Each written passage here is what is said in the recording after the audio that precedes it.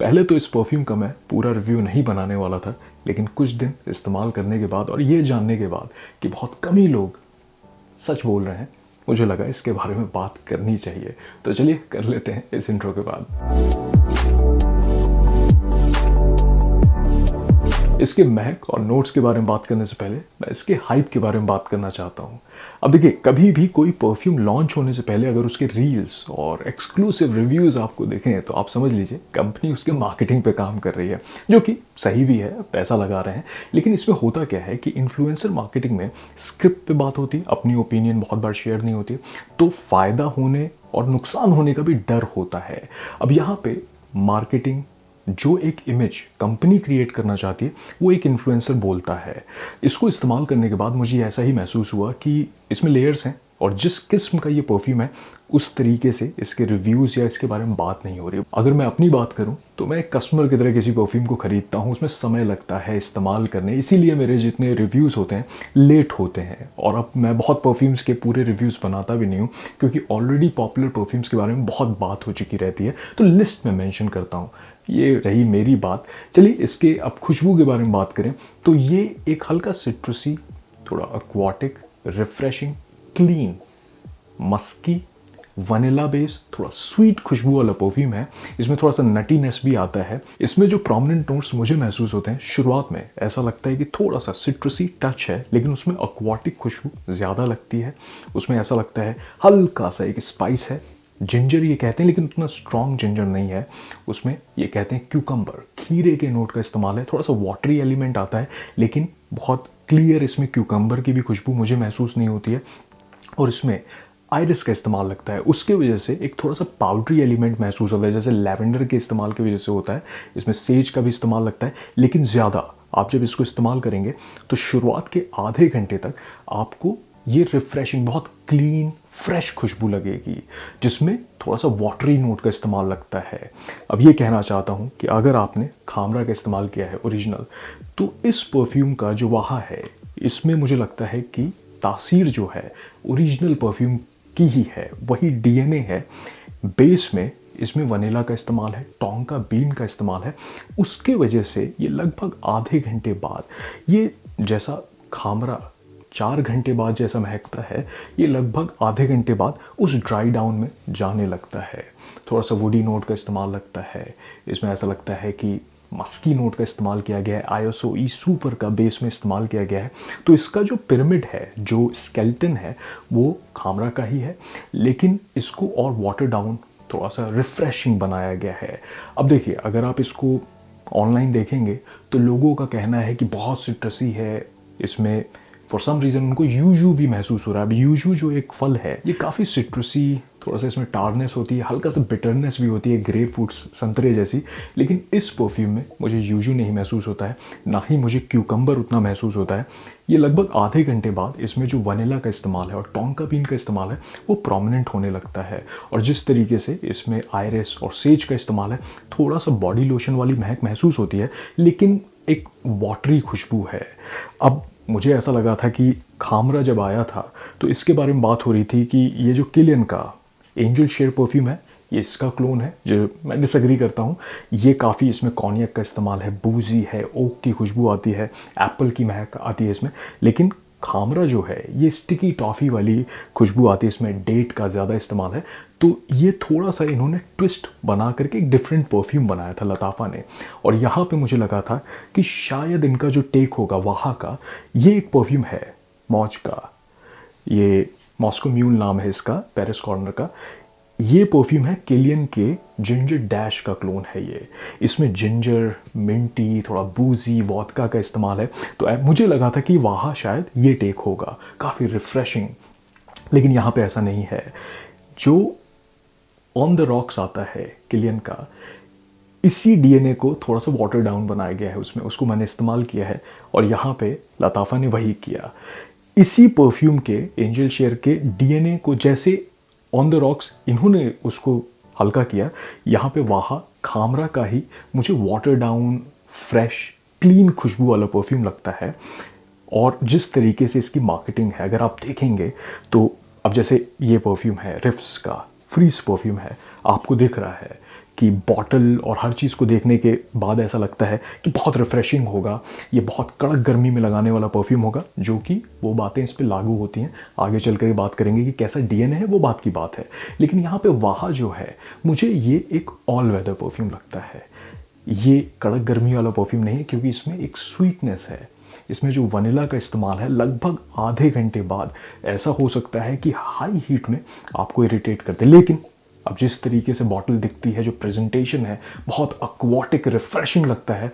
और ख़ास करके अगर यूजू, सिट्रसी, क्यूकम्बर जैसे नोट का अगर ब्रेक डाउन है, तो कोई सोच सकता है कि इसको कड़क गर्मी में लगाए। लेकिन मुझे लगता है कि ये मॉनसून से लेके हल्की ठंडक में लगाने वाला परफ्यूम है। वैसे इसको ऑल वेदर कभी भी इस्तेमाल करें, लेकिन जिस तरीके से इसकी मार्केटिंग है वो नहीं फिट बैठती मेरे नज़र में। मैं कुछ और परफ्यूम्स को मेंशन करूंगा इसके डीएनए को समझाने के लिए। जिस तरीके से इसमें वनीला और टोंका बीन का इस्तेमाल है, थोड़ा सा मुझे डीएनए हल्का सा मैच करता है ड्राई डाउन में। ये जो जॉन पॉल गॉटियर का ये लमाल ऑनबोर्ड परफ्यूम है, या फिर ये लबू पैराडाइज गार्डन जो परफ्यूम है, इवन जो लबू पारफ्यूम आता है, जिस तरीके से इनमें टोंका बीन का इस्तेमाल है और वनीला का इस्तेमाल है, थोड़ा सा ट्रॉपिकल लगता है वहाँ भी। अगर आपने इवन ये जो नाजदिया इंटेंस है लताफ़ा का, अगर इसको इस्तेमाल किया है तो वैसा ही टोंका बीन का इस्तेमाल है। और इवन इन परफ्यूम्स में ये कहते हैं सॉल्ट का इस्तेमाल है, सॉल्ट के नोट का। इवन वहाँ में ये कहते हैं सॉल्टी नोट का इस्तेमाल है। तो ऐसा लगता है कि थोड़ा सा मिनरल की खुशबू आती है, लेकिन उतनी स्ट्रॉन्ग नहीं है, मरीन नहीं है, ना ही बहुत ट्रॉपिकल बॉडी लोशन वाली महक है। लेकिन जिस तरीके से बेस में टोंका बीन का इस्तेमाल है, मुझे थोड़ा सा जॉन पॉल गॉटियर के जो ये परफ्यूम आते हैं, थोड़ा सा वैसा डीएनए लगता है ड्राई डाउन में। लेकिन अगर बड़े पिक्चर के हिसाब से देखना हो तो खामरा में जिस तरीके से वनीला का इस्तेमाल है, टोंका बीन का इस्तेमाल है, वहाँ वैसा ही ड्राई डाउन लेता है।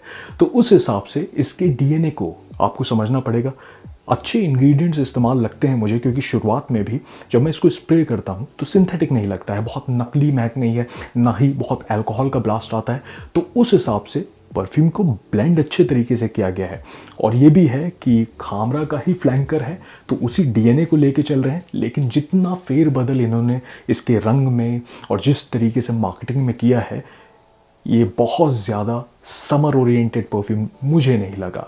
शुरुआत में 15 से 20 मिनट तक आपको रिफ्रेशिंग लगेगा, आपको एक क्लीन साफ कपड़े वाली महक आएगी, हल्का सा एल्डिहाइड का भी इस्तेमाल मुझे लगता है कि हो सकता है। और उसके बाद ये ड्राई डाउन में इसमें iris, vanilla, tonka bean, nutty sweet खुशबू बढ़ने लगती है।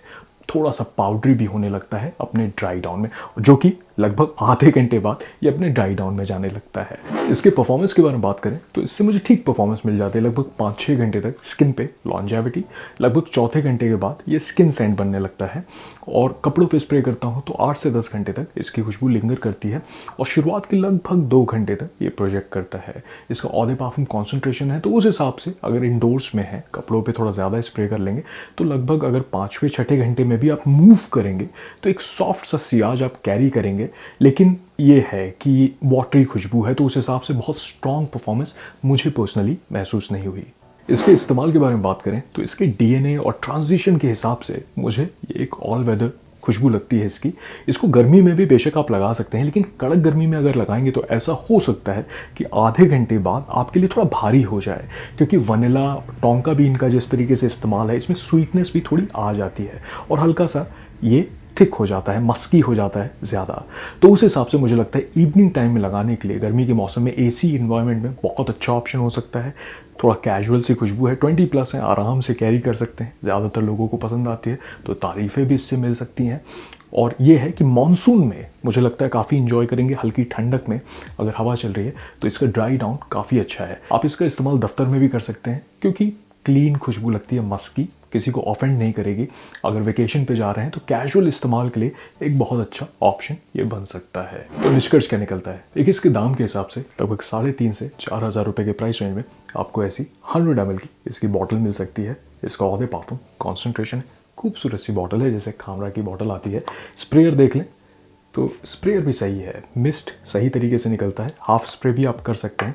तो प्रेजेंटेशन और जिस तरीके से इसको मार्केट किया जा रहा है खूबसूरत है। बस इसके डीएनए को आपको समझना पड़ेगा। अगर बॉटल देखें तो बहुत आइसी कोल्ड ऐसा रिफ्रेशिंग लगता है, ऐसा लगता है कड़क गर्मी में लगाने के लिए अच्छा हो सकता है। लेकिन शुरुआत के लगभग 15-20 मिनट तक रिफ्रेशिंग है, आपको एक्वाटिक फ्रेश खुशबू महसूस होगी। लेकिन उसके बाद ये वनीला बेस एक थोड़ा सा स्वीट नटी खुशबू बनने लगता है, खास करके खामरा जैसा, इस डीएनए जैसा। अगर आपको खामरा पसंद है तब उससे वाटर डाउन, अगर आपको रिफ्रेशिंग खुशबू वाला कुछ चाहिए उसी डीएनए के साथ, तो आप इसको काफ़ी इंजॉय कर सकते हैं। ऑल वेदर इस्तेमाल करने के लिए अच्छा हो सकता है। बस ये है कि ये मेरा पर्सनल ओपिनियन है, और ऐसा हो सकता है कि अगर आप इसको इस्तेमाल करें तो हो सकता है क्यूकम्बर भी महसूस हो, यूजू भी महसूस हो, लेकिन मुझे नहीं महसूस हुआ। बहुत ज़्यादा जिंजर का भी टच नहीं लगता है। क्लीन, मस्की, फ्रेश खुशबू लगती है, बहुत सिट्रसी भी नहीं लगता है। क्योंकि कभी भी जब बर्गमॉन का इस्तेमाल होता है, लाइम का इस्तेमाल होता है, तो सिट्रसी, संतरे वाली महक या नींबू वाली महक महसूस होती है। इसमें ऐसा नहीं है। ये क्लीन फ्रेश खुशबू मुझे लगता है खूबसूरत तरीके से बनाया गया है। इसका डीएनए बुरा नहीं है। अगर आपको खामरा पसंद है, या फिर अगर आपने कभी भी नहीं इस्तेमाल किया है, तब भी आप इसको टेस्ट कर सकते हैं। मुझे ऐसा लगता है कि इंग्रेडिएंट्स और जिस तरीके से इसको ब्लेंड किया गया है, परफॉर्मेंस भी बुरी नहीं है, तो इसको इंजॉय किया जा सकता है। लेकिन जिस तरीके से हाइप है, थोड़ा सा आपको इसके डीएनए को समझना पड़ेगा। आप बेशक इसके डी कैन को पहले टेस्ट करें। हमारे स्टोर perfumeGyan.com पे इसकी डी कैंस और पूरी बॉटल अवेलेबल है। लेकिन मैं इसको ब्लाइंड बाय करने के लिए नहीं कहूँगा इसकी पूरी बॉटल को, क्योंकि ऐसा हो सकता है कि आप ये फ्रॉस्टी, आइसी, कोल्ड, एक ऐसा इमेज इसका जो क्रिएटेड है, उसकी वजह से अगर गर्मी के लिए आप लें तो ऐसा हो सकता है कि आपके एक्सपेक्टेशन से ये मैच ना करे। तो टेस्ट करें, कभी भी किसी परफ्यूम को आप मौका मिले तो टेस्ट करें, तभी उसकी पूरी बॉटल को खरीदें। क्योंकि परफ्यूम बुरा नहीं है, इंग्रेडिएंट्स अच्छे हैं, हाई क्वालिटी लगता है, एक डिज़ाइनर टेक के साथ बनाया हुआ परफ्यूम लगता है। लेकिन खुशबू एक सब्जेक्टिव चीज़ होती है, तो किसी को पसंद आए, किसी को ऐसा हो सकता है ना पसंद आए। अगर इसके डीकैन को टेस्ट करना चाहते हैं तो हमारे स्टोर से आप ले सकते हैं। अगर डिस्काउंट कोड वाहा 150 का इस्तेमाल करेंगे तो आपको 150 रुपये का इसके डीकैंस पे डिस्काउंट मिल जाएगा। अगर आपने इसको पहले से इस्तेमाल किया है तो मुझे बताइएगा आपको कैसा लगता है। कमेंट में आप कमेंट करें, लोगों को पता चलेगा, क्योंकि ये मेरी पर्सनल ओपिनियन है। मैं कोई स्पॉन्सर्ड या पेड काम नहीं करता हूँ, तो ऐसा हो सकता है कि मेरी ओपिनियन आपके ओपिनियन से ना मैच करे, तो बेशक बताइएगा। चलिए, मैं मिलूंगा आपसे अगले वीडियो में, तब तक आप अपना ख्याल रखिए। नमस्कार।